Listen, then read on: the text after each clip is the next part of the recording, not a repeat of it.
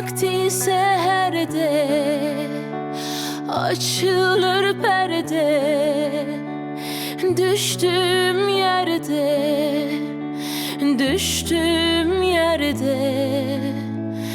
derman sendedir. Düştüğüm yerde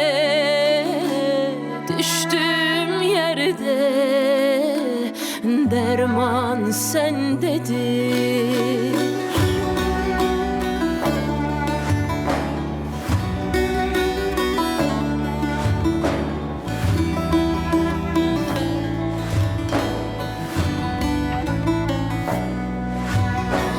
Düşmüşüm kaldır, mihnetim oldur. Ağlarım güldür,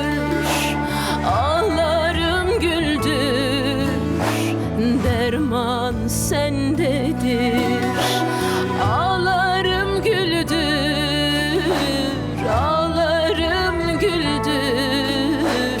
derman sendedir.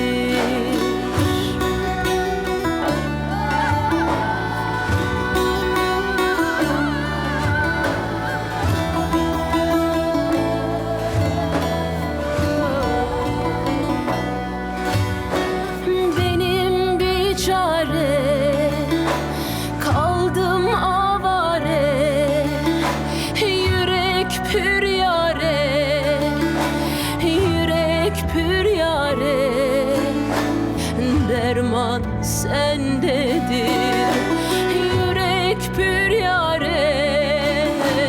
Yürek pür yare, derman sendedir.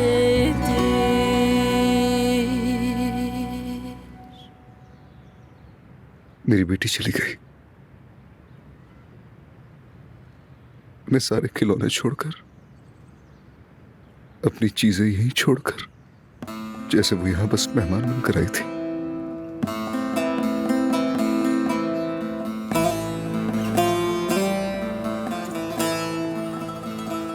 वो हमेशा हमारे दिल में रहेगी।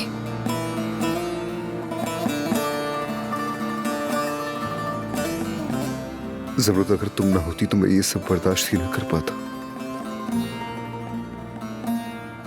तुम ही वो वाहिद सहारा हो जिसकी वजह से मैं खड़ा हूं, वाहिद पनाहगाह हो। अब कभी हम एक दूसरे से जुदा नहीं होंगे।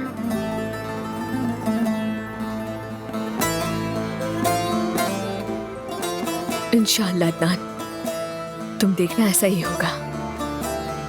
अब कभी हमारी जिंदगी में दुख ना आए, न किसी को हमारे दरमियान आने देंगे। मेरी बस एक ख्वाहिश है, मैं अपनी फैमिली के साथ सुकून भरी जिंदगी गुजारूं।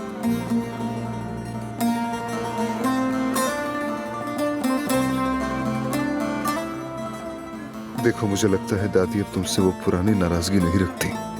वो भी समझ गई है कि हम दोनों को अब कोई जुदा नहीं कर सकता, और ना ही हम दोनों एक दूसरे को छोड़ेंगे।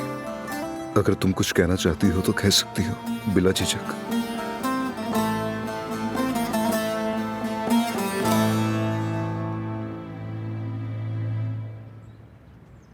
कुछ कहोगी नहीं मुझसे? इंशाल्लाह ऐसे ही होगा, मुझे पूरी उम्मीद है। ज़मरुद, तुम कुछ छुपा तो नहीं रही? हाँ, नहीं तो मैं तो नहीं छुपा रही कुछ। सच बताओ मुझे।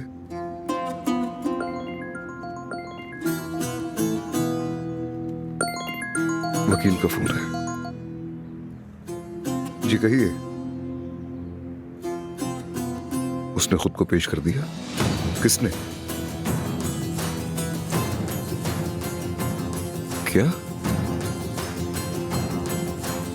जैसे ही वो बयान दे मैं उससे वहीं पर उसी वक्त मिलने के लिए आऊंगा। हामिद का कातिल मिल गया? उसने खुद को पेश कर दिया। लेकिन कौन है वो? जमील, अब्बास का आदमी।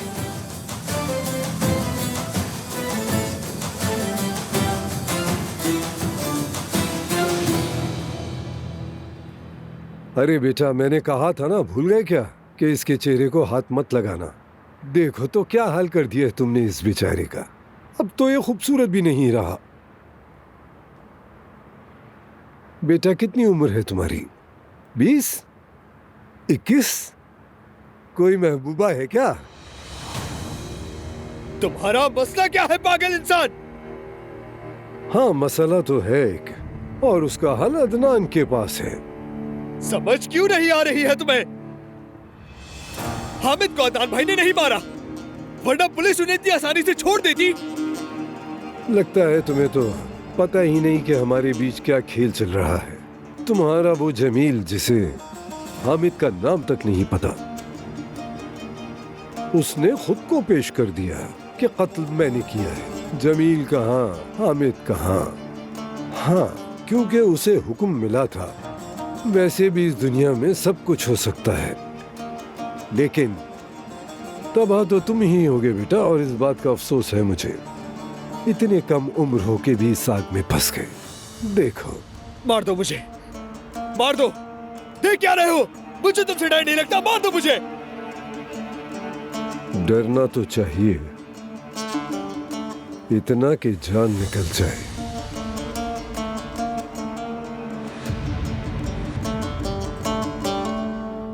अभी कुछ दिन इधर उधर नजर मत आना। हालात ठीक हो जाए तो बेशक नवीन के साथ वापस आ जा। दादी कहाँ है दुआ आपा? अदनान आ गया है, मैं बाद में बात करती हूँ। अपना ख्याल रखना।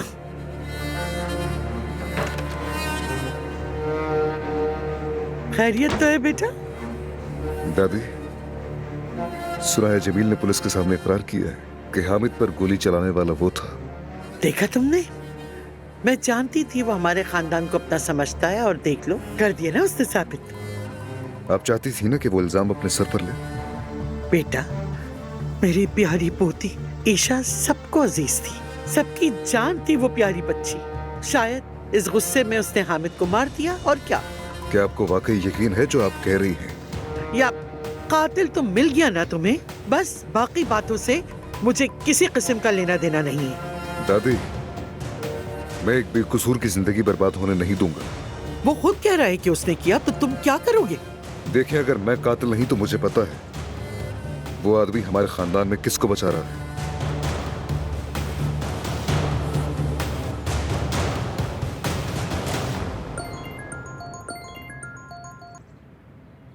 ये देखो अदनान दमीर खान, लगता है तुम्हारा आदमी तुम्हारे लिए कुछ भी कर गुजरता है। तुम्हारी जगह जेल में देखो वो बैठा है। मानना पड़ेगा, तुम्हारा आदमी तुम्हारे लिए जान भी दे सकता है। मेहराम साहब, कहा था ना कि मैंने तुम्हारे बेटे को नहीं मारा। फिर किसने मारा? हर कोई यही कहता है कि मैंने नहीं मारा, तो फिर बताओ मेरे बेटे को किसने मारा? हाँ, किसने मेरी औलाद को मुझसे छीना? मेरी बात सुनो, मैं तुम्हें 24 घंटे देता हूँ। या तो कातिल मेरे सामने होगा या फिर तुम अंजाम भुगतोगे। मैं बिल्कुल ठीक हूँ अदनान भाई। लतीफ, मैं से बता रहा हूँ कि आपने हामिद को नहीं मारा, लेकिन ये सुन ही नहीं रहा। बेटा, तुम्हारे ये घर का बच्चा फिलहाल तो खैरियत से है, लेकिन